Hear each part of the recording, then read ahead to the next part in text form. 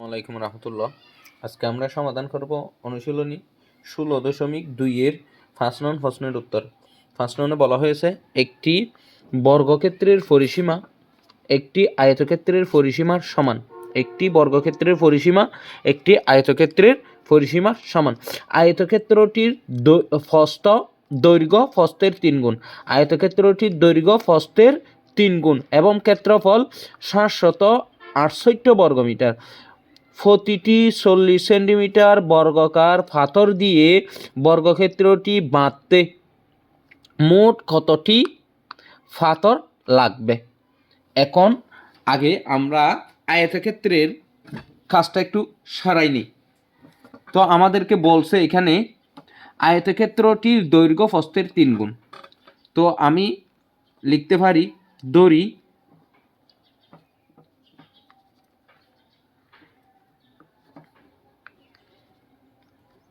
আয়তক্ষেত্রে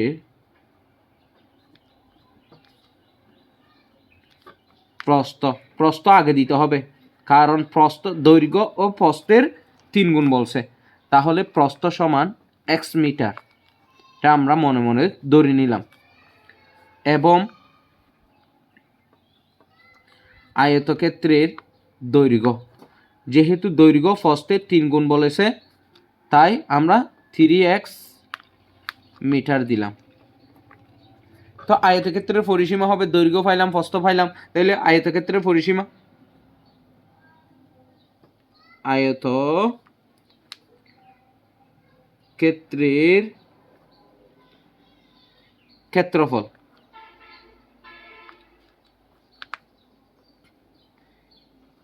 ক্ষেত্রফল equal to, তাহলে আয়তক্ষেত্রের ক্ষেত্রফল আমরা জানি দৈর্ঘ্য গুণ প্রস্থ, দৈর্ঘ্য গুণ প্রস্থ দিলাম। তো দৈর্ঘ্য হচ্ছে 3x গুণ প্রস্থ হচ্ছে x বর্গমিটার। তাহলে 3s দিয়ে যদি s কে গুণ করি, s গুণ করলে পাওয়ার যোগ হবে 3s স্কোয়ার বর্গমিটার।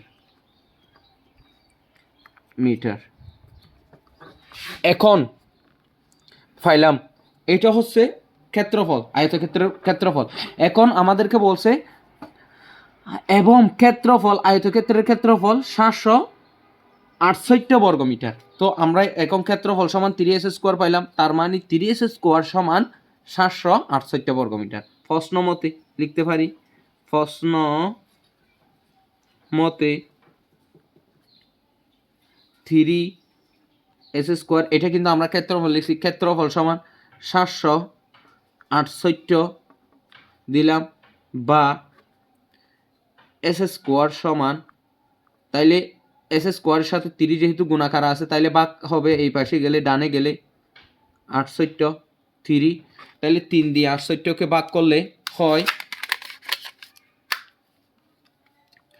768 ভাগ 3, তাহলে 256 হয়, বা এস স্কোয়ার সমান 256। তো এখানে যেহেতু এস স্কোয়ারের পাশে যেহেতু এই এস এর উপর যেহেতু পাওয়ার আছে, পাওয়ারটা আমরা তুলব। তাও পাওয়ার তুললে এখানে এস হবে, এখান থেকে পাওয়ার তুলে নিলে এই পাশে হবে রুট 256। সুতরাং এক সমান, তাইলে 256-র উপর যদি আমরা রুট করি 256, তাইলে হয় 16। তাইলে এস ইকুয়াল টু 16 মিটার। তো আমরা কি পাইলাম এখন? প্রস্থ পাইলাম 16 মিটার, দৈর্ঘ্য হবে। তো আমরা লিখতে পারি সুতরাং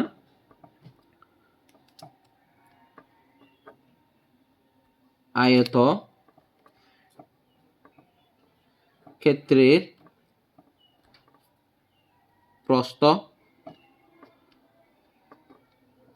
সমান 16 মিটার এবং আয়ত ক্ষেত্রের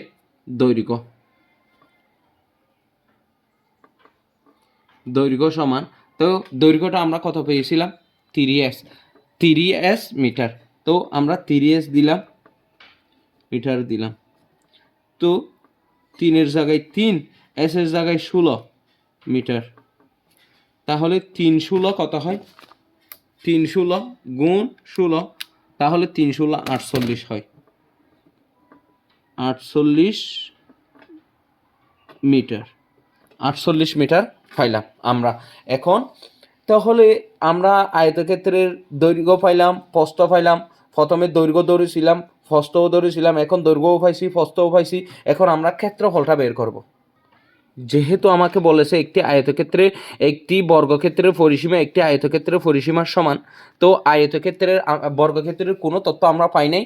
আয়তক্ষেত্রের তথ্য পেয়েছি, দৈর্ঘ্য পেয়েছি, প্রস্থ পেয়েছি, তাইলে আয়তক্ষেত্রের পরিসীমাটা আমরা বের করব। দৈর্ঘ্য যেহেতু 48, প্রস্থ যেহেতু 16 মিটার, তাহলে আমরা আয়তক্ষেত্রের পরিসীমার সূত্র জানি 2 × দৈর্ঘ্য যোগ প্রস্থ। আমরা এখন লিখতে পারি আয়তক্ষেত্রের পরিসীমা, আয়ত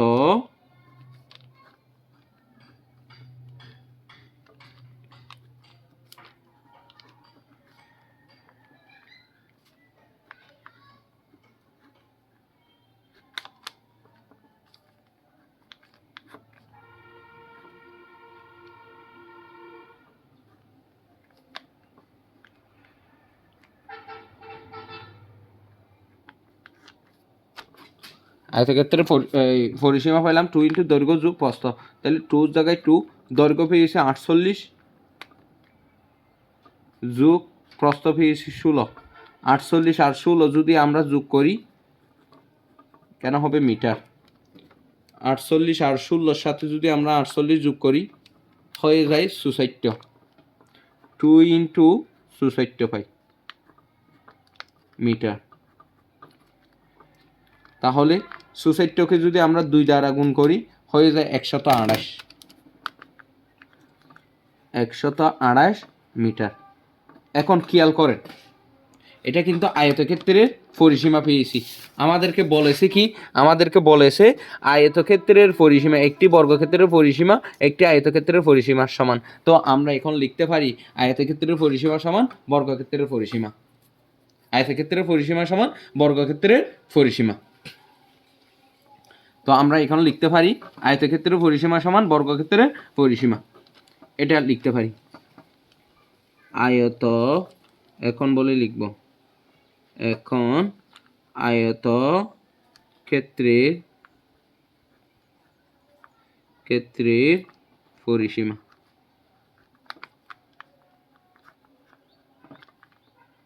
সমান বর্গক্ষেত্রের পরিসীমা।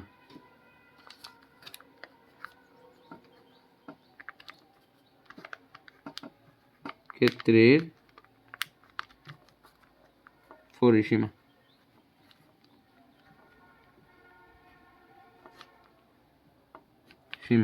আয়তক্ষেত্রের পরিসীমা পাইলাম 128। 128 ইকুয়ালের জায়গায় ইকুয়াল দিলাম।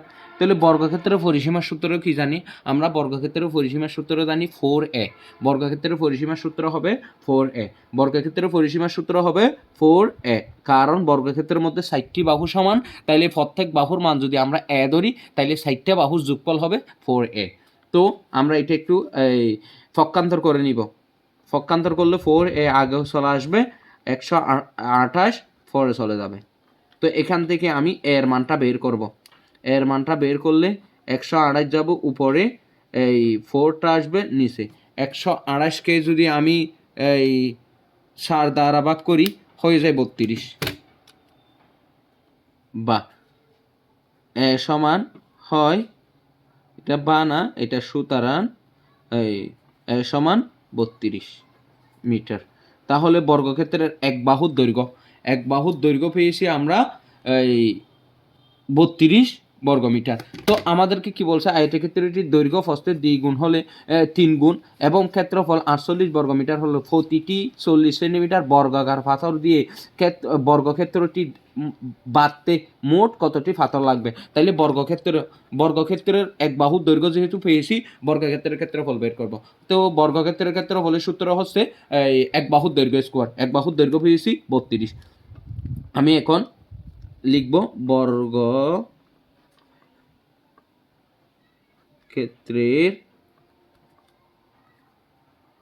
বাহুর দৈর্ঘ্য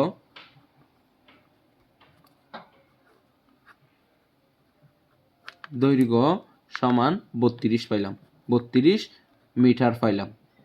এখন বর্গক্ষেত্রের ক্ষেত্রফল,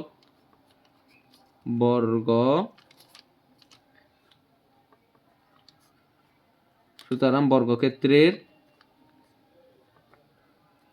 ক্ষেত্রফল,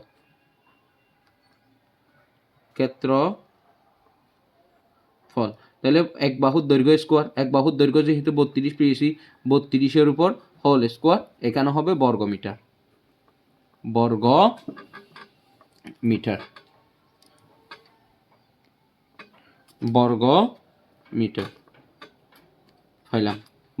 পাইলাম। তো 32-এর উপর হোল স্কোয়ার করলে কত হয়? 32-এর উপরে যদি আমি হোল স্কোয়ার করি হয় 1024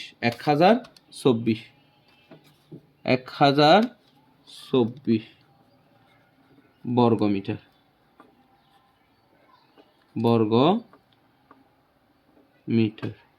1024 বর্গ মিটার পাইলাম।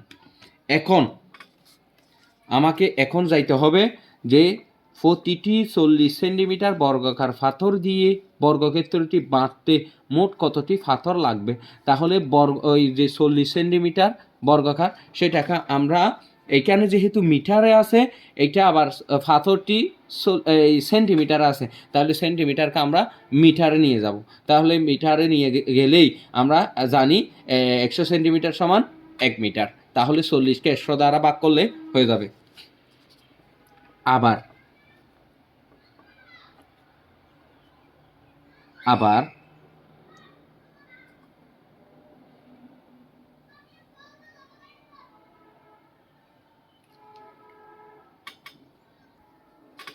আবার প্রতিটি মানে একটি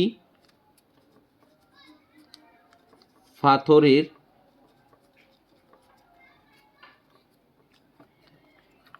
দৈর্ঘ্য সমান 40 সেমি। সেন্টিমিটারকে আমরা মিটার নিয়ে যাব, সেন্টিমিটারকে মিটার নিয়ে যাইতে কেন মিটার নিয়ে যাচ্ছি? এটা যেহেতু বর্গাকার ক্ষেত্রফল যেহেতু মিটারে আছে, তাই এটা সেন্টিমিটারকে মিটার নিয়ে যাইতে 1000 দ্বারা ভাগ 100 দ্বারা ভাগ করতে হবে, 100 মিটার।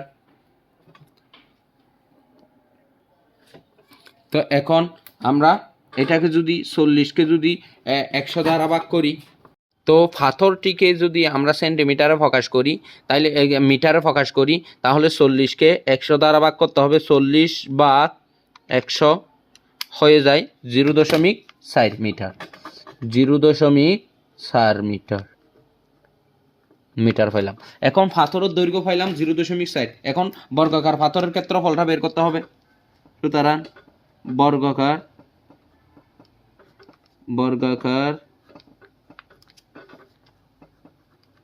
পাথরের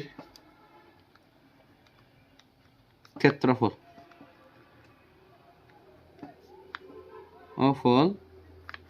তাহলে বর্গাকার পাথরের ক্ষেত্রফল হবে 0.4 হোল স্কোয়ার বর্গ মিটার হয়। তো এখন 0.4কে আমরা যদি বর্গ করি, আমাদের মান আসে 0.16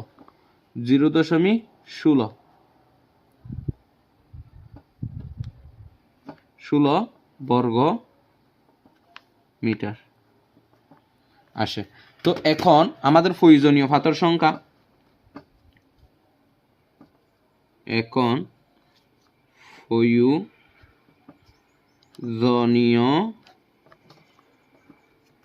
পাথর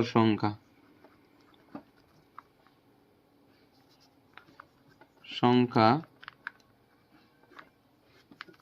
ইকুয়াল টু, তাহলে এই পাথরের ক্ষেত্রফলকে আমরা যদি বর্গক্ষেত্রের ক্ষেত্রফল দ্বারা ভাগ করি, বর্গক্ষেত্রের ক্ষেত্রফল হয়েছে 1024কে যদি আমরা বর্গাকার পাথরের ক্ষেত্রফল দ্বারা ভাগ করি 0.16, তাহলে এখানে হবে টি। যেহেতু পাথর কতটি এটা বের করতে বলছে, তাহলে এই 1024 ডিভাইডেড বাই 0.16, তাহলে হয় 6400টি, 6400টি ফাতর। তাহলে উত্তর হবে ফাতর সংখ্যা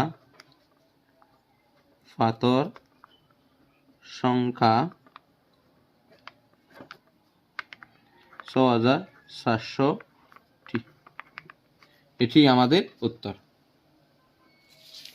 এটি হচ্ছে আমাদের প্রথম অংশ, আর এটি হচ্ছে দ্বিতীয় অংশ, আর এটি হচ্ছে তৃতীয় অংশ। ধন্যবাদ সবাইকে। আসসালামু আলাইকুম। এখন আমরা সমাধান করব অনুশীলনী 16.2-এর 6 নং প্রশ্নের সমাধান। তো 6 নংয়ে বলা হয়েছে একটি আয়তক্ষেত্রের ক্ষেত্রফল 160 বর্গমিটার। একটি আয়তক্ষেত্রের ক্ষেত্রফল 160 বর্গমিটার। বর্গটি যদি এর দৈর্ঘ্য 6 মিটার কম হয়, যদি এর দৈর্ঘ্য 6 মিটার কম হয় তবে ক্ষেত্রটি বর্গাকার হয়। আয়তক্ষেত্রটির দৈর্ঘ্য ও প্রস্থ নির্ণয় করো। তো আমরা প্রথমে একটি আয়তক্ষেত্র আঁকলাম। আয়তক্ষেত্রটির দৈর্ঘ্যকে আমরা এই এস ধরলাম, প্রস্থটাকে আমরা ওয়াই ধরলাম। আমরা এখানে লিখতে পারি মনে করি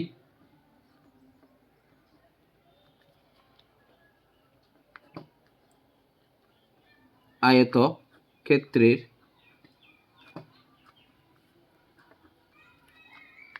দৈর্ঘ্য সমান x মিটার এবং আয়তক্ষেত্রের প্রস্থ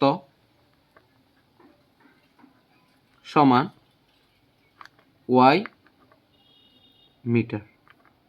এখন খেয়াল করেন, একটি আয়তক্ষেত্রের ক্ষেত্রফল 160 বর্গমিটার।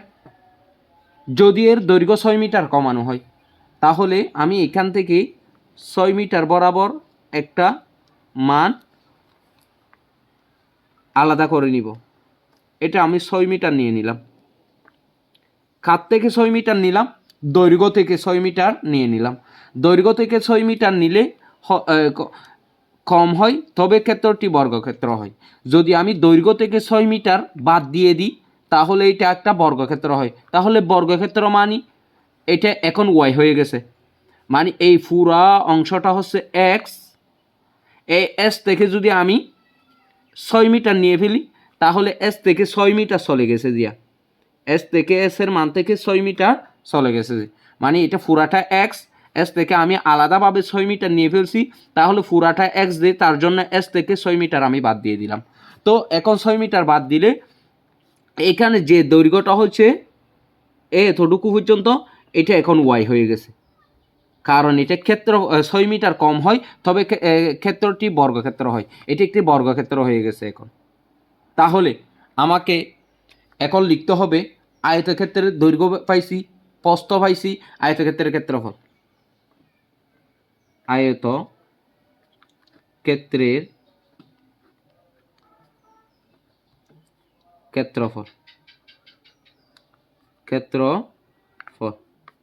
সমান আয়তক্ষেত্রের ক্ষেত্রফল সমান, তাহলে দৈর্ঘ্য গুণ প্রস্থ। দৈর্ঘ্য হচ্ছে এক্স, প্রস্থ হচ্ছে ওয়াই। দৈর্ঘ্য গুণ প্রস্থ, দৈর্ঘ্য গুণ প্রস্থ দিলাম, তাহলে দৈর্ঘ্য এক্স ও প্রস্থ হচ্ছে ওয়াই, এক্স ওয়াই বর্গমিটার।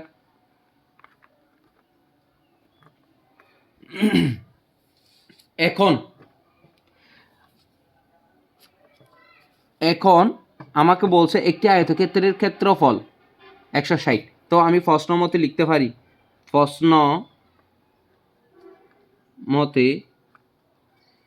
মতে কি হয়, আয়তক্ষেত্রের ক্ষেত্রফল যখন আমি বের করছি এখানে দৈর্ঘ্য গুণ প্রস্থ হয়েছে।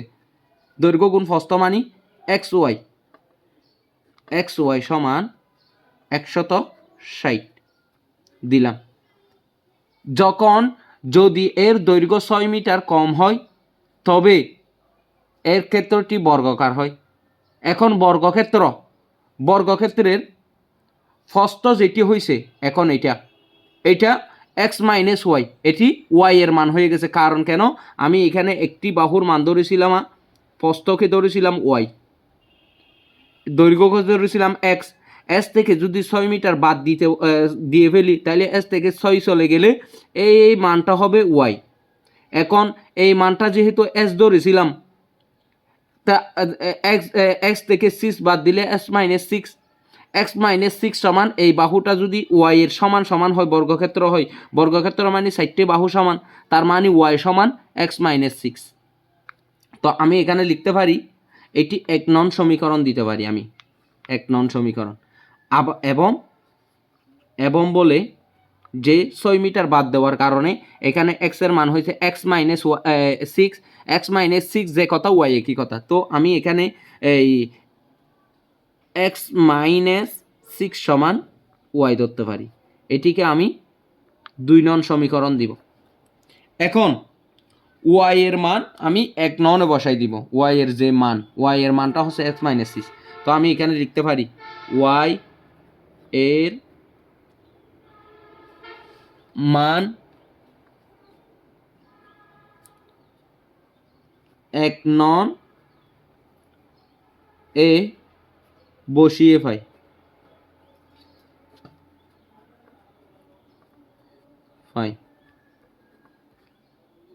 তাহলে ওয়াই এর মানটা 1 নং বসাই দিব। 1 নং কি আছে, x y equal to 160, x y সমান 160 দিলাম। তো বা দিলাম এক্স এর মানটা কত আছে, এক্স এর মানটা আছে এক্স মানে এক্স, ওয়াই এর মানটা কত আছে, y equal to x minus 6, তাইলে এক্স মাইনাস 6 ইকুয়াল টু 160 দিলাম। এখন আমরা এটা সমান লিখতে পারি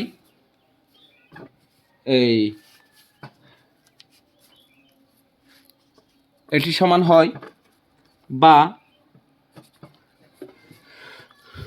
খেয়াল করেন তো আমি এস দিয়ে যদি এই সংখ্যাগুলোকে গুণ করি, এস দিয়ে এসকে গুণ করলে হয় এস স্কোয়ার, মাইনাস এস দিয়ে যদি 6কে গুণ করি 6x ইকুয়াল টু 160, এটা পাইলাম।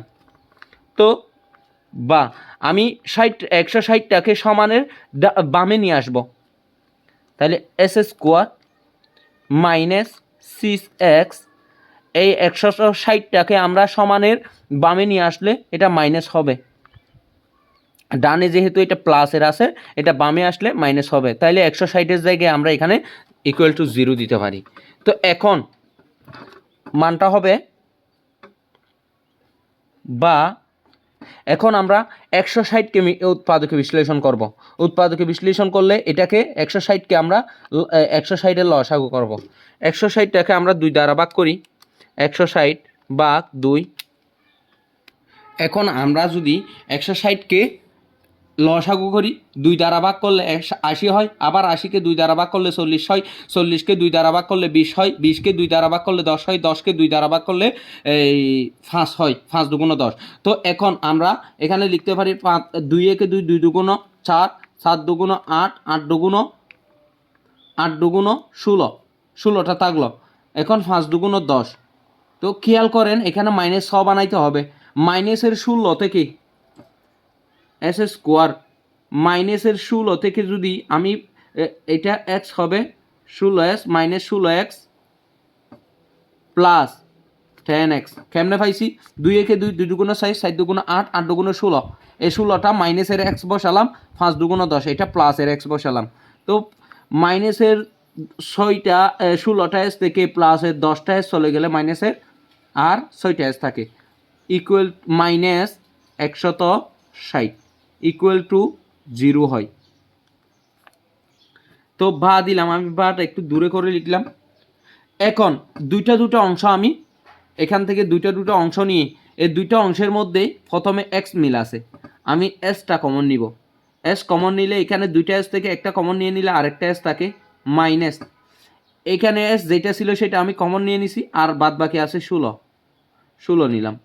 তো প্লাস আমি এখানে এস আছে, এখানে এস নাই, এস কমন নিতে পারবো না। এই 10 আর 160-এর মধ্যে কি কমন আছে দেখি। 160কে যদি আমি 10 দ্বারা ভাগ করি হয়ে যায় 16। তাহলে আমি এখান থেকে 10 কমন নিলে, এখান থেকে 10 নিয়ে ফেললে থাকে এক্স, এখানে আছে -16। তাইলে 10টা 16 মিলে 10-16 হয় 160 ইকুয়াল টু 0। তো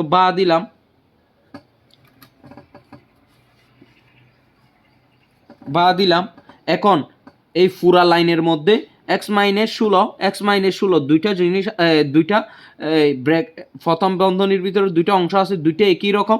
আমি দুইটা থেকে একটা কমন নিব, x-16 কমন নিলাম। এখন দুইটা অংশ থেকে যদি আমি x-16 কমন নিই, এই অংশে আছে x, আমি এসটা লিখলাম, আর এই অংশ আছে 10 প্লাস 10 নিলাম ইকুয়াল টু 0। আমি এই দুইটা অংশ সমান 0 দিতে পারলাম। 0 দিলে এখন 0 সমান এই প্রত্যেকটা অংশ সমান আমি 0 দিতে পারি। হয় লিখব, হয় x-16 ইকুয়াল টু 0, অথবা x প্লাস 10 ইকুয়াল টু 0 দিলাম, বা x আমি ওই 16টাকে সমানোর ডানে নিয়ে যাব, তাহলে হয় 16, বা এখানেও 10টাকে আমি সমানের ডানে নিয়ে যাব এস, তাহলে এটা এখানে প্লাস আকারে আছে, সমানের ডানে চলে গেলে এটা মাইনাস আকারে হবে -10। এটি এখানে হবে কি, এটি গ্রহণযোগ্য নয়, কারণ এটি ঋণাত্মক হতে পারে না। এক্স এর মান 1 যেহেতু আমরা এখানে একটি বাহুর দৈর্ঘ্য ধরেছি, বাহুর দৈর্ঘ্য কখনো ঋণাত্মক হতে পারে না, এটি গ্রহণযোগ্য নয় দিলাম। তাহলে x সমান 16, একটি বাহুর দৈর্ঘ্য হবে 16।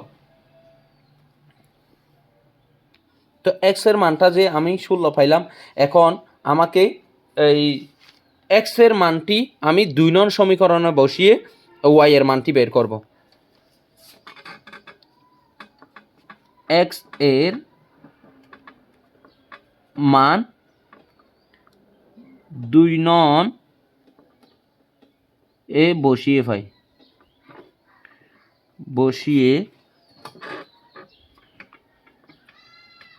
পাই। তাহলে x এর মানটি আমি 2 নং এ বসিয়ে পাই। তো x এর মান কোনটা বসাবো, 16 বসাবো নাকি 10 বসাবো? 10টা গ্রহণযোগ্য নয় বলেছি, তাহলে 10 চলে গেছে, 16 বসাবো আমরা। তো 2 নং সমীকরণটি কী ছিল? x-6 equal to y, x-6 equal to y। এখন x এর মানটা কত আছে? x এর মানটা আছে 16, আমি x এর মান বসাবো 16 থেকে 6 বাদ ইকুয়াল টু y। তো বা আমি পক্ষান্তর করলে y ইকুয়াল টু, তাহলে 16 থেকে 6 গেলে আর 10 থাকে, y এর মান পাইলাম 10। সুতরাং y সমান y ইকুয়াল টু 10 মিটার। এখানে এটাও মিটার হবে। এখন আমাকে কি বলেছে যে আয়তক্ষেত্রটির দৈর্ঘ্য ও প্রস্থ নির্ণয় করো। আয়তক্ষেত্রটির দৈর্ঘ্য হবে এই 16, প্রস্থ হবে 10। আমি সেই জিনিসটা একটু লিখব।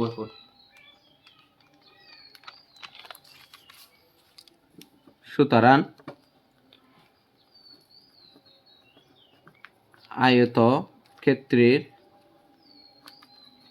ক্ষেত্রের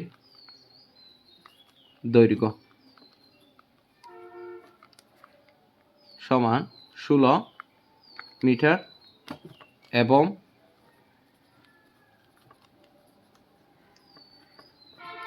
প্রস্থ সমান 10 মিটার। এটি হচ্ছে আমাদের উত্তর। ধন্যবাদ সবাইকে। তাহলে এই অঙ্কের প্রথম অংশটি হচ্ছে এটি।